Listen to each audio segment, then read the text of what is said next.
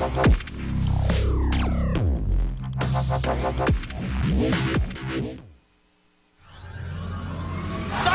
goal! Late winner doing it! They're gonna take it! He's gonna bring down Burning. Alone with a double kill. Dropping fast. Final points there. He's still alive! Wait, Oshek is late. He's got one sub. He's got a second. He's taking it. They're all died on three! They're all dead!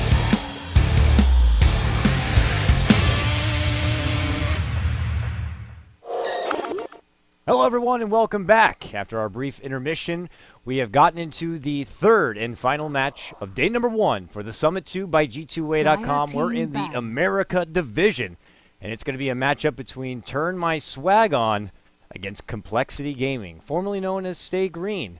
Bringing you the coverage, it's going to be myself, Coddle Guy, but with me for this one, it's going to be none other than the man, the myth, the legend, Mr. Gerg himself. Greg, what is HIP TV? How you doing, my friend? Am I coming in loud and clear for you? 5 seconds. Loud and remaining. clear, and it's nice to be joining you Radiant on this team brisk pick.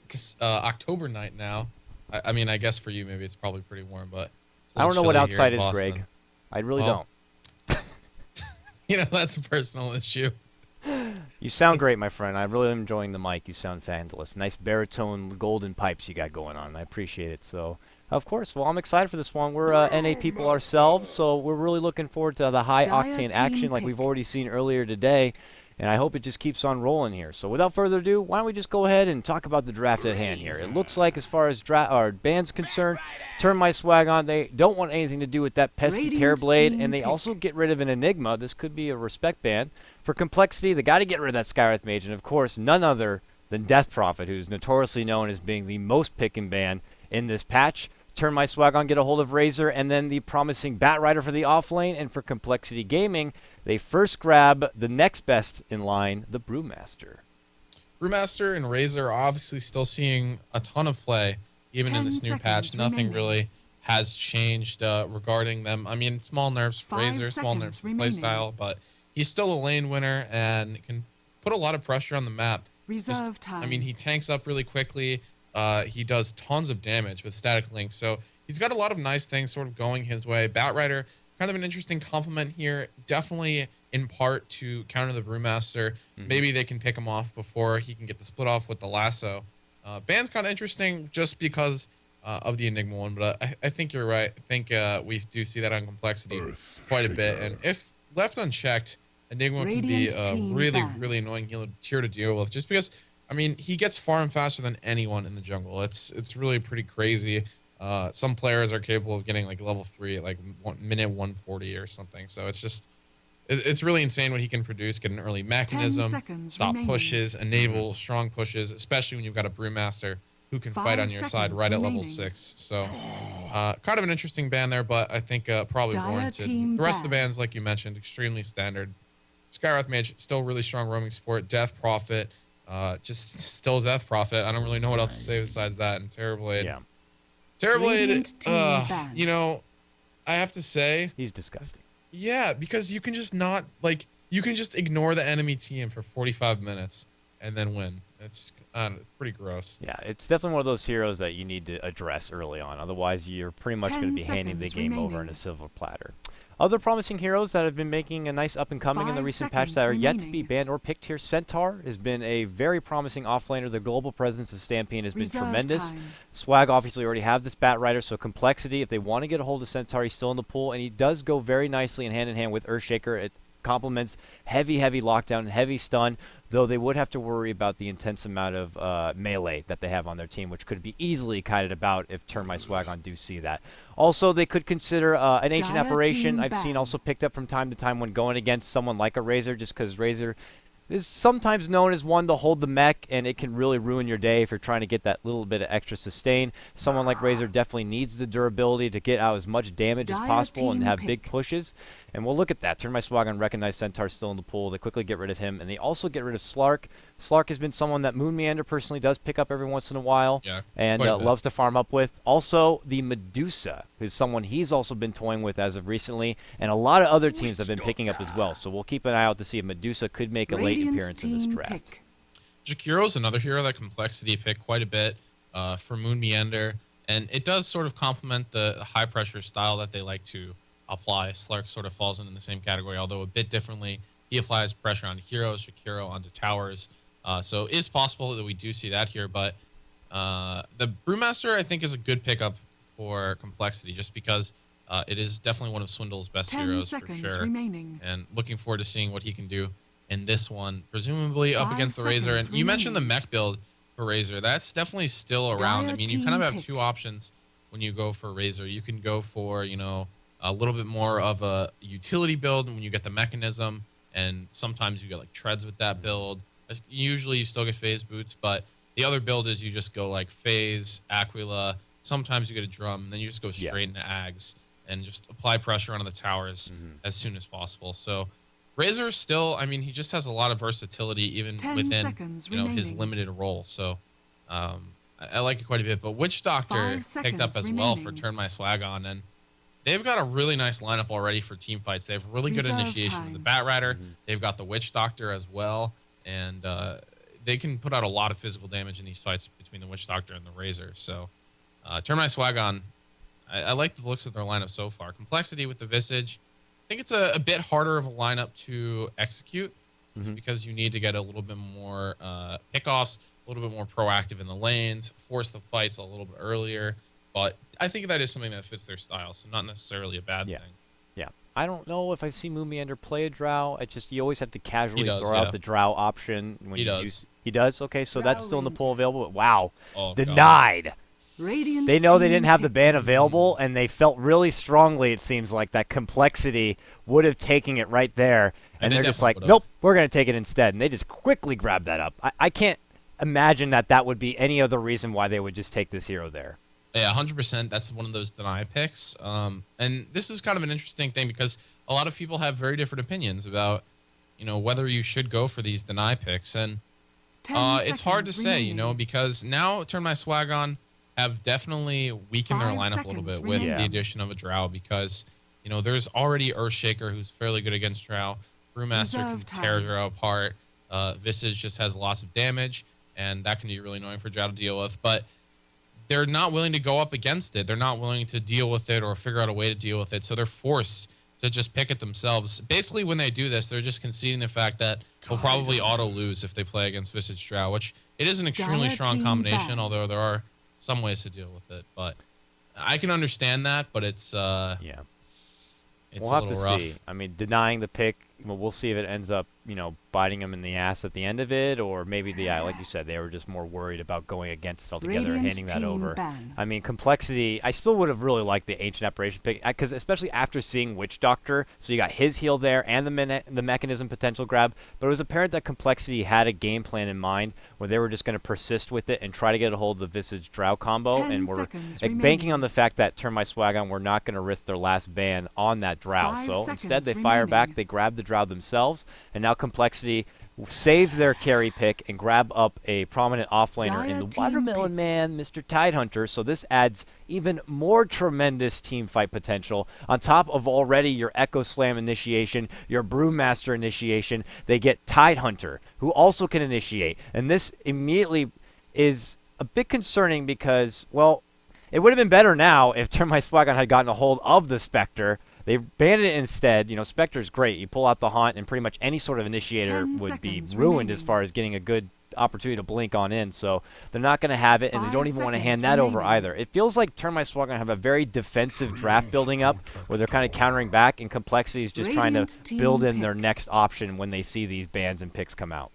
Yeah, now Turn My Swag On have to play this game a little bit differently with the introduction of the Drow into their lineup there. So Drow is really excelling at split pushing, just sort of sliding down the side lanes, taking down towers, while the team is fighting elsewhere on the map. So they do have a couple heroes that do that. I mean, like I mentioned, they already have good team fights. So this could work out if they can apply pressure on two different 10 lanes. seconds Obviously, remaining. Razor is also going to be benefiting from the Drow aura. So that's a nice 5 addition for them. seconds It's not remaining. completely useless. Not quite as good as with the Visage, obviously, but pretty much nothing is. So. Reserve time. Interesting lineup here for Turn My Swag On. Yeah. Basically, just I'm looking forward to see if they can actually adapt with this late Drow addition into their lineup. It felt like they were initially going to go with some sort of push lineup when it was up Yeah, to I the Witch agree. Doctor, and then they really had to change it all up. And now they're going like ultra sustain, like Tree heal, Witch Doctor heal, 10 Razor will get the seconds mech, remaining. and they're just going to be there to really protect out the Drow Ranger and hope that the Batrider can get a strong initiation, lock someone in place, and allow her to open up on whoever that target may be. But there it is. It's the Medusa. More and more teams are loving this hero, and I know Moonmander personally has been playing a lot, not in his own, not just as part of the team, but also just in his own on his stream. And it's a hero that he's been favoring a lot. And as long as he has the Prepare for opportunity to battle. open up a lot of farms, she could be a real problem later on. So the question is how the positioning is going to work out here for Swag. We already are questioning the synergy that they have with this team. And for Complexity, I think they have something that's a lot more standard. I mean, they have great team fight. They're going to have to just be wary of this team fight coming their way and how much of an impact it could make. And I don't know. Really, it's up in the air. As far as just clean-cut draft, I would have to favor Complexity on this one. Yeah, I mean, I think at this point with the Medusa, they have a backup plan. They can just sit back, farm up on Moon, create some space with Swindle Melons, and see how that works out for them. And I mean, I think it should be pretty good, but there is going to be a lot of damage coming out of the Drow. There is a Lasso to help initiate. So Swag does have some decent options here dealing with exactly 30 what's going seconds on. to And battle. they also get a really nice D-word off. So something to note here, this is just a traditional Visage. Z-Freak's going to be picking that one up. So normal support. And at ESO 1, Fear had been playing quite a bit of farming Visage, where he starts out as a support, but then basically gets solo lane farm for quite a while, gets a fast Aghanims. But unfortunately, with the Medusa on your team, I'm not sure you really have room for that. Yeah. Plus, I mean, it could have been an audible to play. I don't know if their point player, Moon, I don't know if he's comfortable The playing a battle Visage. begins. And then maybe you could have got a different support instead. I hate to throw it out again, but A would have been great now against all the sustain. As we do Memphis get underway, gets it's a going to lot be a of DD damage. picked up at the top. Sleesel is just laying in the right clicks. That actually just tree dead. hits so freaking hard. That's all it takes. Oh, man. There's 2 runes a tree loves to grab early. That's a DD, and that's a haste. And he puts it right to work right there. And quickly, Swag strike first. Nothing like having 170 damage at level 1. Jesus pretty good. Christ. That's such. Oh my god. That's just got to feel so bad. It just gets so unlucky. It's in top and it's a double damage and there's a tree there and you're like, well, I'm dead. Well, without further ado, we go ahead and we hop into the match. This is our 3rd game of the day, a 3rd best of 1 here between Complexity and Swag. And if you don't mind, I'll just lead off some introductions here on your Radiant side. For Complexity, we got Limp up here in the off lane. On your Tidehunter, he unfortunately did fall and give over the first blood there at that top rune area, but now he's going to look to bounce back in this off lane like you do.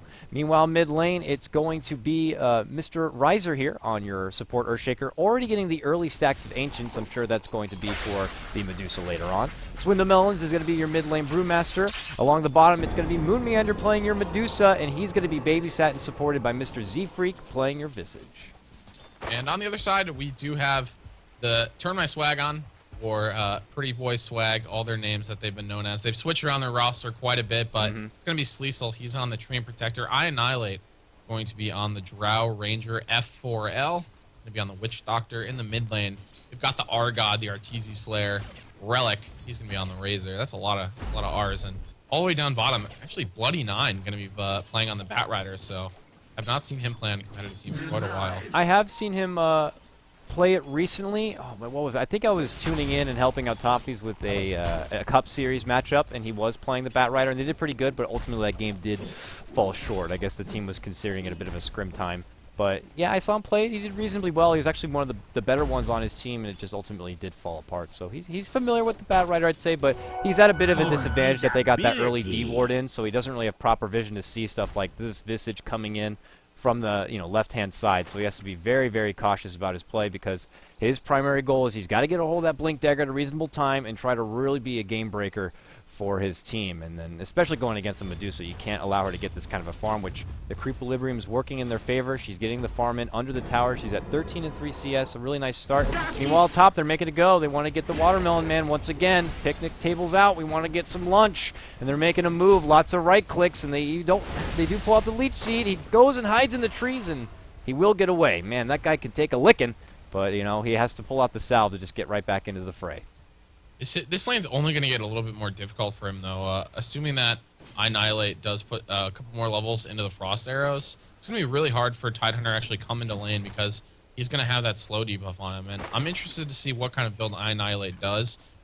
Some players like Korok like maxing the arrows, but it changes quite a bit on exactly what you're trying to do. So Swindlemon's taking a lot of harass in mid lane. Yeah, in bottom lane, they're also making it go. Long ball soul assumption gets it done. That is the one thing you can always count on, is that Visage just charge it up, wait till the last second, and then freaking Hadouken from across the seas. And he gets a very nice nuke in. And Bloody Nine, we were talking about him trying to play careful, and unfortunately he gets caught out right there. The nice Fisher to set it up. A good assist coming in from Riser on your Earthshaker. And in the mid lane, Swindlemon is actually just getting completely destroyed. This lane is not even close at the moment. He's just resorting to bottle throwing. He really can't get any CS. Relic is like doubling him up easily. 2.5 at 25 last hits. Brewmaster at 10. And that's not to be unexpected just because Razor is just so dominant in lane, especially against melee heroes when it's really easy to get a pretty long link off. So this is going to be a tough game for Swindlemelons. Bounty Rune going to be picked up top lane by Tidehunter. That leaves the regen at the bottom for Swindlemelons to grab. But yeah, man, he is struggling here. Relic is a Radiant's middle top tower class is under NA attack. mid player, and you already said it briefly. And this is a guy that took Arteezy toe to toe in a 1v1 matchup, so he knows his stuff. And he's going to shuffle right back to the lane and assert his dominance there. And that makes Swag having a strong 2-lane advantage very early into this game, still. But top lane going in their favor, zoning back this Tidehunter, who is yet to even get a CS at nearly the 5-minute mark.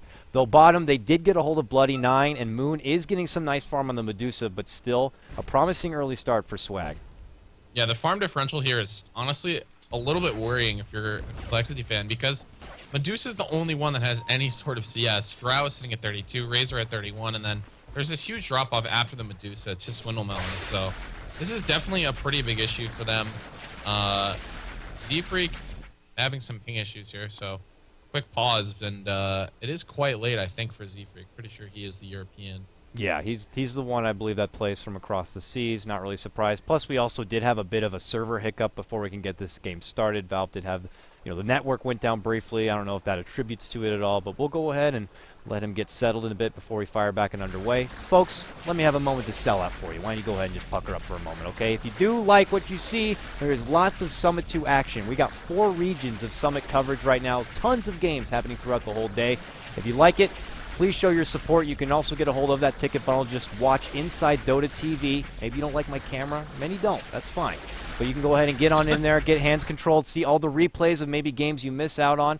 And, of course, one of the best things is you get a hold of that precious Husky Courier. Man, that thing is freaking ridiculous. And, Greg, we've already seen Bearski. We have the pleasure of just working with some of the greatest-looking couriers. They're just so sweet and adorable, and they just need a home. That's all.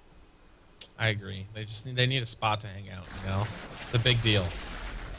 $9.99 does get you that bundle and access to everything, and, well, we're going to get right back and underway. So, Swindlemelons, who has been struggling here in the mid lane, constantly being zoned back from this Razor. I mean, we were already expecting Razor to assert his dominance, but he's at the point where he's just kind of clapping to get a hold of some of these creeps. But he does benefit from that regen rune. He'll be able to get all those resources back, but he definitely needs to push on forward, get a hold of that level 6, get a hold of a Blink Dagger, and start to set the pace for his team and trying to get some pickoffs, because Moonmander's not going to be looking to do that. He's looking to just farm. That's his objective. And so you need someone to be there to follow up in the mid-game when your supports are setting things up, like your Earthshaker with that Fissure, and Visage as well being there, and aiding with those birds. You're going to need someone to bring out the damage, because Medusa is not going to be ready, more than likely, in the mid-game to bring that. Yeah, absolutely. It just takes so long, and honestly, to be expected for Medusa to come online, but he's also just facing no pressure in this bottom lane, so he's been able to put some points into Mystic Snake here. He's picked up Treads, both of which just give you really, really good lane dominance, and as a result, Bloody Nine has had to leave the lane. He is level 4, though, so now going to be stacking up the jungle and just getting as much farm as possible. F4L even helping him out with the stacking. That's good, though. I mean, that's a nice thing with your Bat Rider. If you need to step back, you can always move back to your jungle, which hopefully your supports are stacking for you. And then you can just accelerate that farm that much further to get a hold of that Blink Dagger that you will desperately need. And, for Tidehunter, he could always go and do the Ancients, but they kind of need to reserve those Ancients, I would imagine, for Medusa. Though you never know. They could end up having that as a failsafe. Maybe they expected that he was going to be put into the situation where he's going against this tri-lane that would constantly zone him back, and they wanted to make sure they could have his security. But mid lane, we got something happening here. Swindlemelon's going to get caught out. They pull out the Brew, and there's Earthshaker to come on in, and he gets a nice trap on Relic, and Relic has nowhere to go. Oh, that's a fantastic setup, an unfortunate circumstance there for Relic, as they didn't see it coming, and unfortunately that's what the problem strikes. And now Relic actually goes down, and this is perfect for Swindlemelons to bounce back.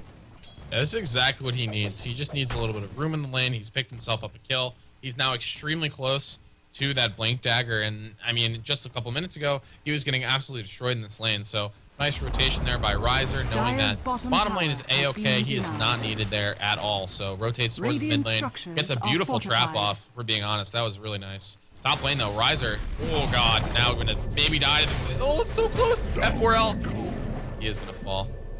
He's close. Still desperately for the TP. They can't stop it, and he will get away. So a swift escape there from F4L, and they also pick up the tower. So this is an exchange to already the tier 1 tower that had fallen on the bottom, and Moon Meander, confident as ever, pushing well past the river point and still continues to farm on up. She is still second, just barely, to your Drows at 51 and 15. She's 50 and 8.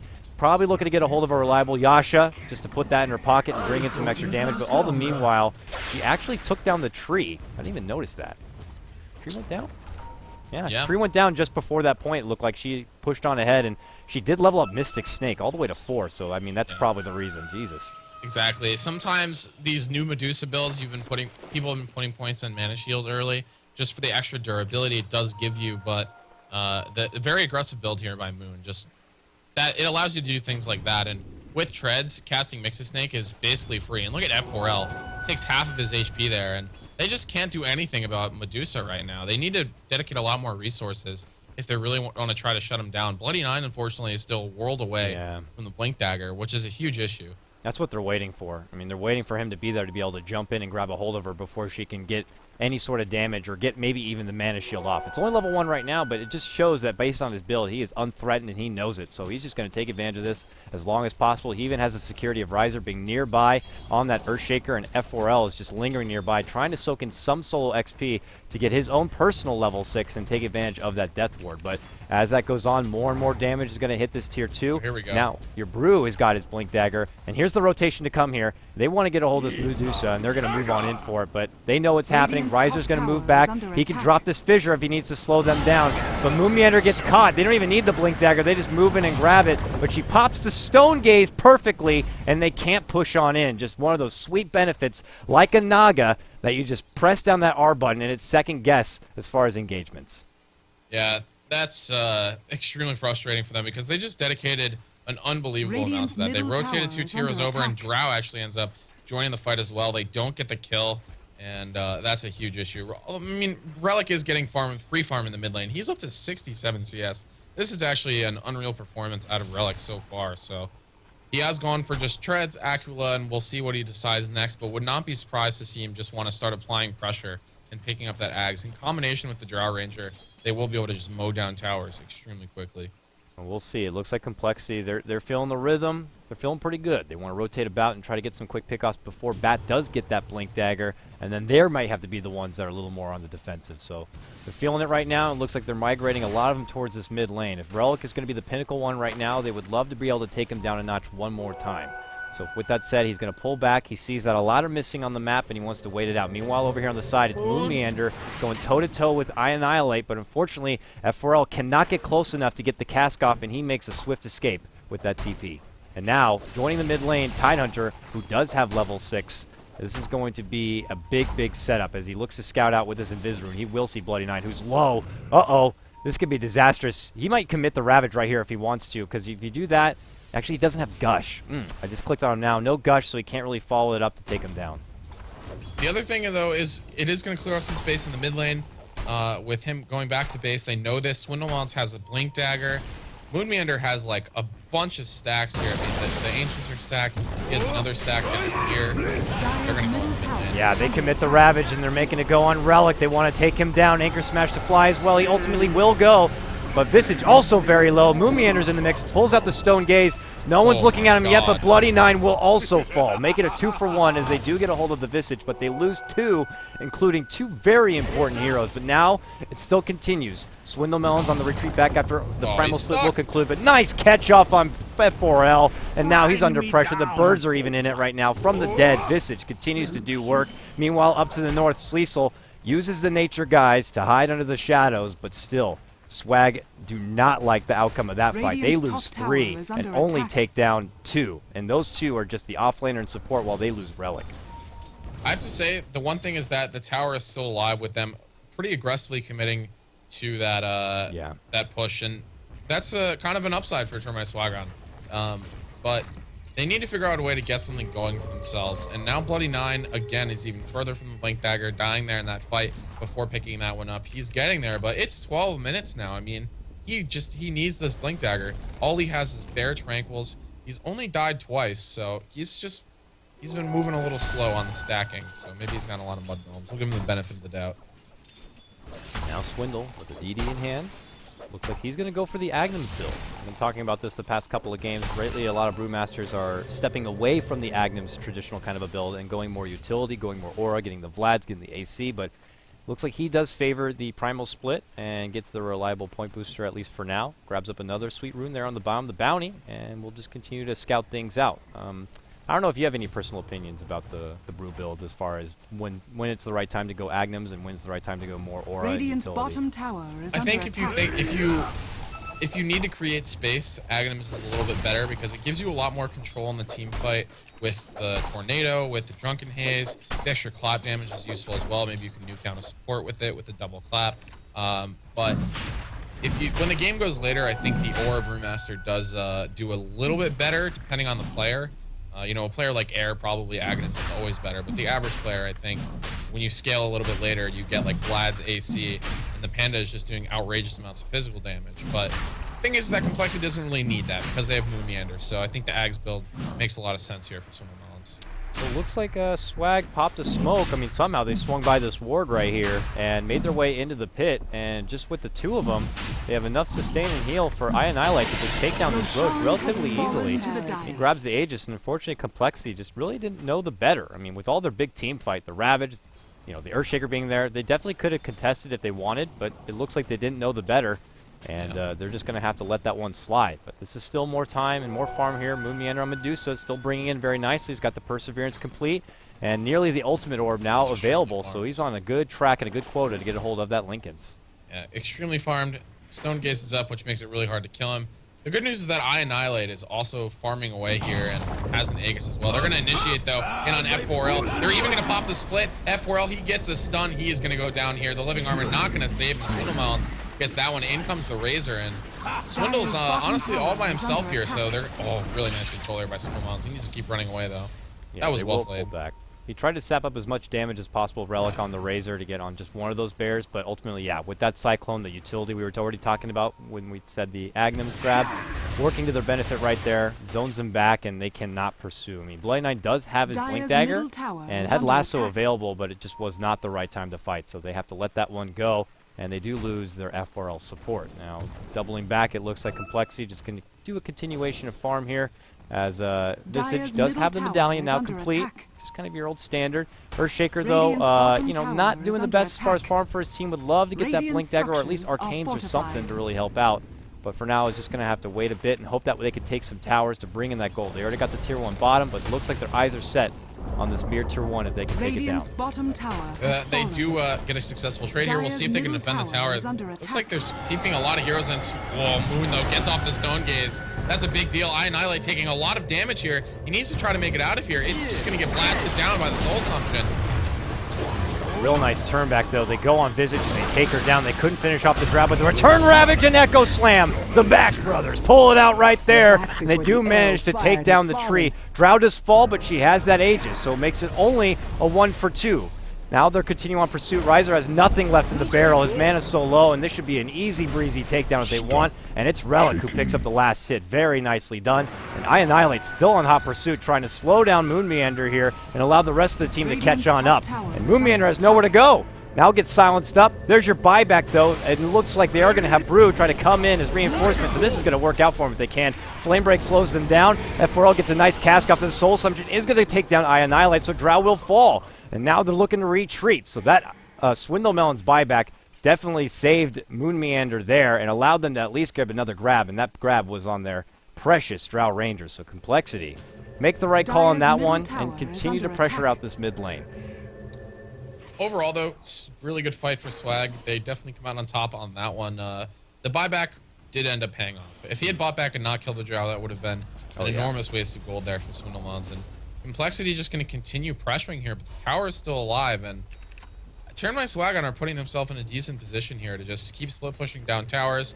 Drow has so much damage. Dire's structures Already are level 12, fortified. so moving forward, we'll see if they Radiant's continue to mow bottom down some tower towers. is under Tree's attack. making it hard, though. He keeps getting the Dire's living armor middle out there. tower The is Fisher's under going to zone attack. him back, but they're having to work for this one a lot more than they probably would like. Oh, they see. They have the sentry. They make a move in. Sleesel, before he goes down, gets the root off, and a jump in from Bloody Nine. Grabs Visage while Relic is tossed in the air, trying to get off some optimal damage with that static link, but it's Moon Meander who cleans up with a double kill.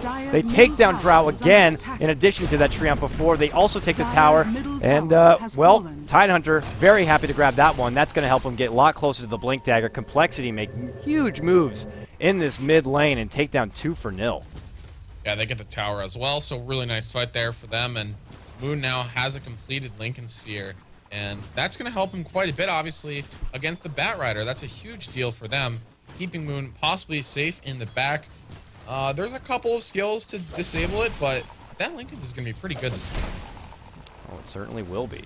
And you're going to be forced to hand something over, like FRL will need to throw out a cask or something. But this is like, until Bloody Nine gets a hold of that Force Staff, you know, it's not going to be just an easy grab. They're going to have to somehow formulate a game plan to get rid of that Lincoln's proc before they could try to isolate Moon. And that's just one great thing, one great benefit is you're really testing your enemy team as far as their coordination on getting a hold of you, and they're going to need to work on that. I mean, once he does get the Force, then he can quickly proc it off and get a hold of them, but then he doesn't have that extra mobility, so it always gets a bit finicky, and Medusa just benefits even more from that just because the extra stats, and that Mana Shield now at level 4 is just going to make her be able to be right in the fray and put out as much damage as possible. I mean, you put that together with your Stone Gaze, and it's going to be hard for Swag to really focus fire her down. So not only are you trying to isolate and get a hold of Moon, you're also got to worry about this, you know, Tidehunter and this Earthshaker coming in and being the Slam Jam brothers, and it's looking pretty rough here. When it comes down to team fights,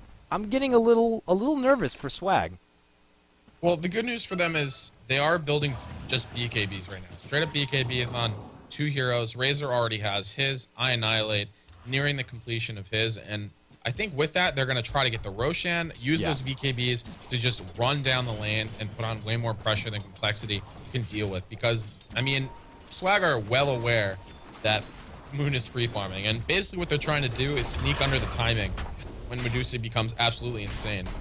But unfortunately, Moon Meander's 4-0 and 5, so that is not going to take too long, especially when he also has 134 CS. Everything is just going very nicely for him. Tree scouts him out right there. You know, obviously not going to pop the root to prevent the TP. Instead, just drops the obs, and aggressive obs to see the rotation. Knows that Moon continually farms out in the jungle. Would love to use that to their advantage, that intel, and maybe move on in and get a sweet pick off on him. Because as he does build up a lot of farm, you got to remember at 6.82, the rubber band is real, and the bounty, if it continues to build on up, that's even better for Swag if they do manage to take her down. So, in the meantime, for now, it looks like they're fully congregated down to this mid lane. We got a little bit of extra time before Roche will be back up. That could be the next big tiff that we will see as the 20 minutes do pop out. It's going to be Razor taking the regen there at the bottom, and at the top lane, I actually didn't see. It was a bounty rune that was grabbed from the Tidehunter. So we'll see if Swag are able to secure this Roshan. I think that's a big objective for them with these BKBs. And Bloody Nine has a Force Staff then as well, which it looks like he might. They have an opportunity to actually pick off Moon while they start these fights. So this is a big potential here for Swag, and their timing is right as soon as this next Roshan comes up. After that, you know, the one after that is probably just going to be too late with how much Moon is farming. And even during this push, they might be hard-pressed to kill him if he does finish up this Manta style before that push happens. Your Agnes is also now complete on Swindle, so his ultimate is going to be just that much better for their team on taking advantage of all the, you know, circus active abilities he has now. And Tree is continuing to get a lot of intel here, scouting out this enemy jungle area, and they are all together. They're just constantly weighing it out, possibly for the opportunity for the Roche to come back up. There's your smoke, but smoke diverted. They know Tree's in the neighborhood. They're looking for him. They move on in, and they pull out the clap, but where's the detection, boys? Where is it? No one's got it. No one's got a dust. No one's got a sentry, and that smoke will be ruined from Treant Protector alone. Oh, Radiant's wow. top tower is That's a under attack. huge item for F4L. Somehow he's put together an Aghanim Scepter, Brown Boots, Magic Stick, Aghanims. And all through ESL 1, this is an Radiant's extremely top tower popular is item under pickup, and attack. for good reason, to be honest. I mean, it is extremely strong, and if he gets any sort of duration on this Death Ward, everyone is going to die from Complexity. So this is really dangerous for Complexity, and hopefully they're ready for this push when it comes, because it's going to be powerful here with the BKB on Razor, with the BKB. Oh, Relic. They're even going to commit the Ravage to him up in the top near the secret shop. It looks like he is going to go down here, but that is the Ravage committed just for a Razor, so make your own choices about that one. I think it's a worthy grab. I mean, yeah, they have to commit the big ultimate for it to get it done, but, you know, he didn't go for a mech build like we were talking about in the draft, so it's not going to take a whole lot of extra muscle to make him fall, and he's going right for the Aghanims grab. And BKB obviously has to be one of his first priorities in that, and so Oh my I guess God. they, as they Smoke already up. have the Voodoo Restoration stuff, maybe the Double heal is going to be more of their damage. benefit, plus living armor. I would imagine mech's not a big problem, but look at that, how convenient. I DD, annihilate. Yeah, how yeah, lucky right is next to that? the road.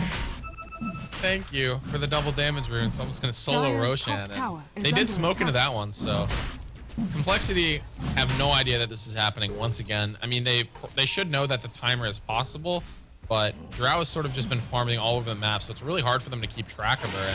And Roshan has Roche down. fallen We'll see if to this Dire. push comes together for Swag. I think it's really important that it does. If it doesn't, they are going to be in a world of trouble. Yeah, the game is only going to get a little bit harder and harder, especially if they lose a team fight. Hopefully not two, but nope, they're ready this time, Tree. They had a sentry down. You're not going to be so lucky this go around, and well, Sleesel quickly gets burnt to a crisp on your Tree, and they just move right back to the mid lane. It looks like Complexity, no, they have the advantage in numbers and might consider some sort of hasty maneuvers here, but yeah, now I Annihilate. He has yet to even use his BKB. It's a fresh, shiny, and new 10-second BKB, and now reliable Yasha as well on hand, looking to build towards that Manta style. The damage is slowly building up pretty nicely here for this Drow, and it's going to be a nice yeah. matchup to see her and the Medusa go toe-to-toe, but Medusa, with that Mana Shield, with that Linken's, and all that defense, it's going to be a hard shell to crack. Yeah, I think they're already going to start committing, though. Annihilate going to try to solo the mid lane tower. They're putting pressure on Radiant's bottom as bottom well. tower This is is that under 2 lanes of attack. pressure that I was talking about. Drow does it all Radiant's by middle herself, tower and has then fallen. the rest of the team elsewhere. And they see everyone from Complexity committed to top lane. When Riser, Limp, and Moon are somewhere, you can assume the Dire's entire top team is tower behind it. is And under attack. to be Dire's honest, top Swag do tower not has care about that fallen. tier 1. They just want to keep pushing. Yep, they get a hold of that tier 1. They add a lot of pressure on tier 2. They take it down just a notch, and I Annihilate, considering pushing on forward, will end up backing up once she sees the Z-Freak across. And now top lane, they're all moving through. It's Bloody 9 on this bat, I'll take flying that. through the woods, hoping to see if he can get anyone like a Vulture. Would love to get a hold of that Medusa, but she's already long gone, and they're going to let Sleesel move on ahead, using that Nature's Guise to see if he could scout anyone out. It is going to be Riser, but he is just thwarted back. They actually have this ward already, so they knew that the movement was already there, and they're not going to look to pursue just yet. And more back to separation of farm. But I would imagine now with Aegis on hand on the I Annihilate, they're going to look for her to build up, maybe complete that Manta, and then look to take a fight on the back end of, well, rather taking advantage of that Aegis. Yeah, they can't wait too long. They do have a little bit of room here still, but Moon is nearing that Manta style, and that Ultimate Orb is going to give him a lot of effective HP, obviously, with, of course, the strength going to his actual HP pool and the mana going to, or the intelligence rather, going to that mana pool, making the mana shield even better. So he's going to be pretty hard to kill. So Swag, I think they're on a timer here, and that timer is ticking pretty fast, to be honest, with how fast Moon is farming. Relic is building towards the Aghanim Scepter. He almost has it. I'll be interested to see if they wait for it. F4L going for the BKB next, and if he does get it, the only thing that's going to be able to stop him from death warding is the Stone Gaze. I'm pretty sure that that does go through the BKB, so that's a potential issue, but obviously it takes a little bit for you to turn to stone, so Oh, they We'll wanted see. bottom. Swindle Melons with a quick Oh, one to get away. He has wow, to actually he's- pull out the split here, and maybe That's they'll the just win in back up itself. and allow him to waste the ultimate here as they look to split just like cockroaches to get back on this one. But he's in hot pursuit, at least with the one Fire Bear. There comes the Cyclone, but no teammates are nearby. They're busy elsewhere farming it up, and you see Moon and Limp on the top lane. So, I mean, I guess Swagger happy with that. They move on in the brew, Oh, and they yeah. force him to pull out the split. with that, they might just charge down bottom. Yeah. I think they should. That's a big cooldown, and these new Aegises don't last very long. We already saw it getting reclaimed Radiant's middle in 2 tower minutes, is so under attack. I'd like to see them really make an effort to put on a strong push here. It looks like they might try to win a team fight middle with Drow pushing down the bottom lane. They gotta be careful. They're making a move on mid. Ravage is gonna be there if Limp wants to pull it out, but they Ravage quickly make a dead. grab, and they might have to sacrifice Earthshaker, and they do. They're gonna save it because now they're gonna definitely move towards the bottom. Split down, and no Earthshaker, and already doesn't Annihilate. back. He is unloading on it. I mean, look how fast the towers Radiant's die. bottom And tower has fallen. it doesn't take any sort of commitment. I mean, they just have to run Annihilate down the lane, and when they put pressure on the map elsewhere, it's really, really hard for Complexity to defend this. And I want them to keep pushing here. It looks like they are. Looks like they're gonna go for neutrals, but that's not safe. Sleesel's already moved in, gets the root on 2, and there's no Bruce split. He throws out the Orchid, but they can't get him down in time. He will TP out. They instead will try to go for the Visage instead. They do take her down, and that's a gem on the deck. And quickly Swindle's like, oh, yo, yeah, I'll take that. And quickly grabs it up and steps on back, puts on the urn, and heals on up. So a Visage to fall right now, and Moonmeander is forced to get into the fray. Can't just continue to farm up on the top. And Swag now, second guessing how much time is left on this Aegis and when it's going to be the right time to fight or not. It's tight. I think they're waiting for Lasso to try to initiate on Moon, but unfortunately, it's going to be really tight there on that timing. So they might just have to back off here and not take this fight. I mean, they have, I think, manufactured themselves a teeny bit of gold lead. Yeah, so it's not as much as they really need it to be, though, against the Medusa. So if farm's even in another 10 minutes, Medusa's just going to be wrecking them. So that's an issue. And Moon does have the Manta now, 1,800 gold. So it's possible Swag just missed their window of opportunity, to be honest. We'll see. The other option is Swag could quickly clear out everyone surrounding Moon and forcing him to try to do it on his own. And if they just push past that and maybe go for split push, Moon can't be everywhere at once to try to pull back his team. I mean, they have Relic, the Razor, very great in the late game for sapping up that damage and adding heavy push power. But we'll have to see what the game plan will be for Swag, because, yeah, without question, Medusa could be one of the scariest forces in this game as the game just continues to go on and on and on. And Annihilate could have her hands full in trying to bring back the damage. She's only 1,300 life, so her defense is nowhere near the mark of Moon's. I mean, yeah, he has 1,400, but he has Mana Shield to fall back on. So it's very risky for him. I mean, they could just end up playing it safe, wait again for the Roche, and then go for another possible push. Meanwhile, top lane, Moon does rotate in. Relic's right there, Eye of the Storm, but he is just in it to win it, and they're going to commit another Ravage to take him down. He ends up getting the tower for his life. So, a questionable trade, but here comes pressure down the mid lane from Swag, and they're going to just unload on this tier 2. They see everyone commit those TPs top and know they have to walk over, and they're going to try to quickly take it down before they get there. Limp does come in, and they're like, we got to go now. We don't want to risk handing over this fight, but F4L throws down the Death Ward and goes right on Visage. Swindlemones moves in, pulls out the Primal Split. They end up going 1-for-1 now, taking down the support for Razor, but F4L not going to be lucky on getting away. The other support, now he's going to fall, but Sleesel able to get out under Nature's guys, and it looks like Drow made a hasty retreat with a TP. Well, the tower doesn't get denied in the end, so the map control's still gained there by the Dire, and oh man, this aggressive ward is just out of vision of the Sentry, so looks like that one's going to live. Give them a lot of valuable vision here. It gives them this line of sight to see if anyone's farming. Maybe that's a pick off for the Batrider. And now they just need to figure out a way to keep Moon from farming too much, and unfortunately I'm not sure they're going to be able to. He has 3,300 gold, and Moon is actually just a machine this game. Yeah, I mean, that's what you want. I mean, it's pretty much a 4 protect 1 kind of a thing. They're trying to create the space for Moon to just continue to farm up and hopefully can pull it back. 3,600 gold. This kid is rich right now trying to build in the extra wealth. And you got to always remember, if things get a bit dire, she's one of the better ones to get a rapier in the hands of. So really, we don't know where this could end up progressing. She has a lot of gold on reserve. And we'll see what she does decide to go for. I mean, anything that pops out in your mind, MKB could be a possibility. I've even seen some pick up Mjolnir, just also benefiting from the proc that you could put on yourself. So I think MKB is tempting just because there's a really strong possibility that Drow goes for Butterfly at some point. Drow is going to be going for the MKB first. Yeah. So that's not going to be purchased. She does need it for Brew, so that's a worthy grab. It's a good damage item, very consistent. And with the Brew on the other team, it's got a little extra upside as well. But I think this a possible preemptive MKB pickup from Moon could be nice. He could also go for Scotty. That's a real possibility as well. We'll have to see what they decide to go for. Riser is going to die again to the lasso.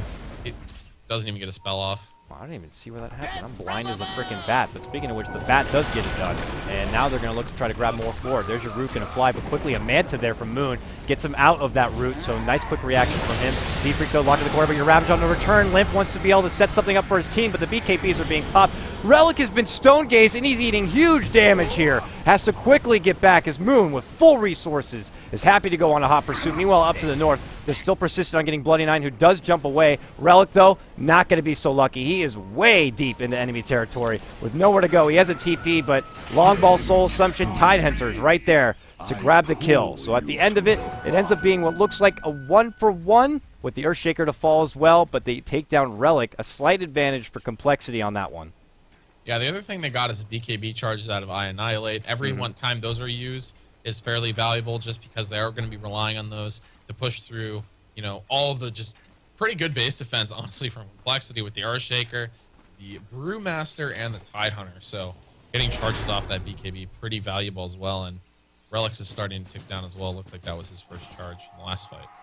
Moon is near 5k now saving up. I understand if you're probably reserving I some think it's for... probably a Scotty with this much gold being saved. Yes, that would make sense, but there's your MKB now, complete on the Drow, and, you know, if she's able to find a good position, you know, that's why some Drows even consider picking up a Blink Dagger, because for these kind of heroes, you know, Drow, Sniper, it's all about positioning. If you find the right spot to just really unload without being contested whatsoever, you could deal out serious amounts of damage, so...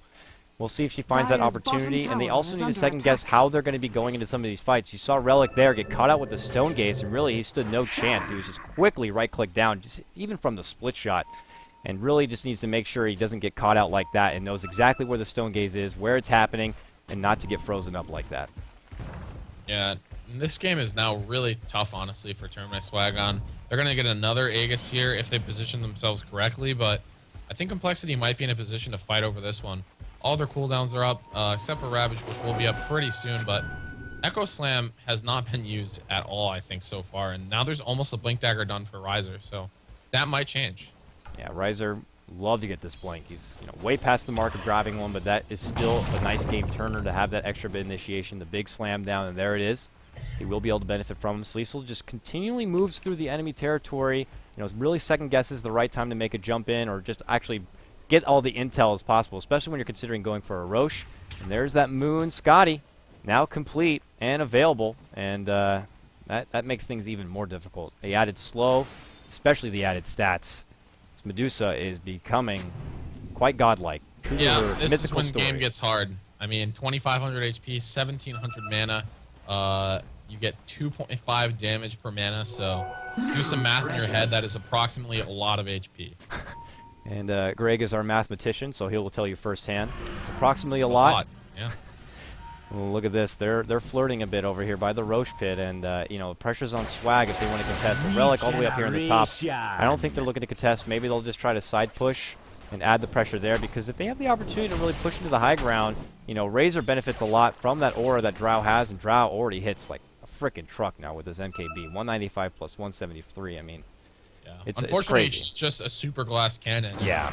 With these big ultimates from Complexity, I think if they get an initiation on Drow and she's not able to use the BKB, the fight will just be over. Because Yeah, that's absolutely. pretty much all of their damage. I mean, Relic has some, but it's not anything compared to what this Medusa is dishing Radiant's out. top tower Well, Well, I is like under this attack. move. Roche is up, and Relic's like, Radiant well, you guys can't structures go are for the Roche if fortified. I'm going to be pushing your base. He commits one over. It's going to be Swindlemelons who's looking to make the jump in, but he can't stop Relic from TPing. So now Swindlemelons is out of the picture as far as an engagement at the Roche pit. So Swagger like, no problem, we'll move in. You don't have Brew. And for our other supports, we'll zone the rest back. He moves in, yeah, he grabs Riser. Oh, the nice silence on the jump in, and they can't get anything off. A root return as well. Sleesel's going to sacrifice himself for positioning, but Moon Meander is right-clicking home, and Drow cannot contest. The Medusa jumping Ravage holds the other two in place, and Relic and Bloody Nine now under the focus, and they might fall. Buyback, though, from Drow. Annihilate wants a second chance to get in there, but is that opportunity going to be there? Because Swindlemelons is already in it to win it now. They jump in, they get the gush, and things are quickly falling apart. Another buyback going to come out from F4L. They desperately need to take advantage of this. Annihilate, though, eating huge damage from Moon. If he goes down again, it's a dieback for him. Oh, the force forward, he needs another hit, but Moon Meander is going off on a tangent right now with this damage and this Scotty. Annihilate gets out of there, but Relic once again, might not be so lucky. A few more right clicks and Moon Meander might be able to get a... Nope, never mind. I was hoping for the Ultra. Oh, well. You know, I think Swag just lost. Yeah. Like, this game is... I don't understand how there's any way they can win this game now. Moon Meander, literally, nothing special happened in that fight. Like, it was not super amazing on the initiation. Like, nothing. Moon just sat there and killed everyone. He just sat right up here on the high ground, shot everyone with split shot. Everyone died. I-Annihilate actually just crumpled. He tried to trade. It was completely not even close. Roshan has fallen to the Okay, radar. Oh! well, all right. Oh! Yeah, I love it. Well, Jump that was in, grab cheeky, from but, Sleesel. You'll pay for that, buddy. Still, though, not bad. Not bad at all to take that extra life away, but, I mean, not that's sure just how one relevant little it thing. is. Do they I have mean- the answer to stop Moon? That's the big Yeah, question. like, is Moon even gonna die in the fight? Would he even use the Aegis? I'm not sure. I don't think so. I mean, it would have definitely been the nail in the coffin had he had yeah, that. yeah, absolutely. They would have instantly lost if there was an Aegis, but I think there's a chance they still instantly lose. Like, But, he still has yeah. 4,000 gold. He can just go buy, like, a Demon Edge and still have plenty of money. I mean, this... Moon's just farmed way too much. He's 8-0-11 with 320 CS at 37 minutes. That seems like an unwinnable game. Dire's bottom Yep, tower is easy under right attack. clicks down on this tier 2 for Swag. Dire's You bottom know, tower maybe that they has took that fallen. Aegis, they feel like we can give it one more go, gentlemen, and we'll just hope that our high ground defense is what is going to be enough for us to take a fight. Because, I mean, hey, 6.82, Greg. Rubber band is real. Say something goes terrible. Say Complexity get a bad position. They hand over Moon. They drop their keyboard. They Yeah, spill I a think drink on if their Moon- lap. You know? If Moon drops his keyboard and it shatters in the middle of the fight and they don't pause, and they kill him twice, then maybe they can win. Uh-oh. Spotted. Those Visage birds moving on in. Oh, but there's Bloody Knight. He's going to try to grab a hold of this Visage. But Swindlemelons falls up and the Ravage. They split, but here comes Moon. Creeping in from the back lines. Just constantly right-clicking out from high ground to low ground. It doesn't matter. The boy's godlike. And you're going to need Hercules to try and take down this Medusa, but they don't have that. They do manage to take down the Visage, but I don't think it's going to be enough. Relk's going to fall here as well. It only leaves Bloody Nine alive. I think the Tau is crumpled up and getting ready to throw him right into the ring because now on the top of this tier 2, they're just going to go right for the jugular, I'd imagine. If you have any small children, I'd Dire's recommend you middle cover their tower has eyes for fallen. the remainder of this game. I think Moon is just going to walk through the base and murder everyone with absolutely no Dire's mercy. middle tower is under Possibly attack. even some bound diving. I mean, Moon is so farmed, he's just Structures are completely fortified. unkillable at this point. They can't do anything. Bloody Nine's going to come in, and Moon is getting poked, and Bloody Nine's almost dead. So. Dire's middle He's just like tower brushing has that off, fallen. like, get out of here, you bat. Yeah, Just it's trying like, to can get you this leave me done. alone? Dire's middle We got barracks this are game. under I'm attack. very unload. occupied right now. Can you just leave? Oh boy, there's no way you're going to be able to take this girl down. Oh, You know, God. Swag, they're going to be persistent. They don't want to tap out just yet. They're going to make them work for it right now. But I got to tell you, Complexity looked pretty good, and this team is creeping on up there. You know, formerly known as the Han Squad. You know, the team of Han players that are really making a stand for themselves in Dota 2, and they're also what is it, like going to LA, and they're going to be in a boot camp situation. So these guys take this very, very seriously, and they're looking to go good. Now this is their best chance to go on Moon, and let's see how it goes. 1 second, go. he's got Stone Gaze. He's going to pop it out right there. Go ahead and try to take down Medusa if possible. Well, there was a team there, Greg. That team's gone now. Condolences to them. Everything. Dire's They've had bottom enough. barracks Triple are kill. under attack. Oh boy, oh boy. I think that was the definition of we lost. Radiant victory. And there you have it, folks. That wraps up our last game of today here for the Summit 2 by G2A.com America. Complexity putting on a really, really strong performance. And, you know, during the draft, we were questioning how it was going to work out there for Swag. They saw the Visage. They decided, like, maybe we'll take advantage and grab a hold of the Drow, but that just still left Medusa in the pool. And, you know, had they ban Medusa, the Spectre could have been there as well. So really, Moon's just one of those guys. He knows how to find the farm. He knows how to just wait and patiently and then come out for the final curtain and just kind of take it home. And that's pretty much what they did. Yeah, it was just, there was an opportunity for Swag to sneak under the timing, and they just were not able to take advantage of it. And Moon is 14-0-12. That is a impressive performance. Really impressive indeed. I want to thank everyone for coming by and hanging out. We got more Summit action to come. We got China that's going to be coming up in a couple of hours, or maybe like 5 or 6 hours down the road. Then more EU Summit, and then of course we'll be back again at the same time tomorrow for more Summit 2 America action. If you like what you heard, you can catch me over on my own personal Twitter at CoddleGuy, and of course, thanks so much to Mr. Greg Gerg himself for joining me, and you can catch him over on his Twitter at WhatIsHipTV. Thanks again so much for coming out. If you want to show your support, go ahead and go in the store right now and get a hold of that ticket bundle and that pesky little husky courier. But we'll be back in just tomorrow, not just a moment. I'm just so used to going to the next game. Everyone, take care. Enjoy the rest of your night, all right?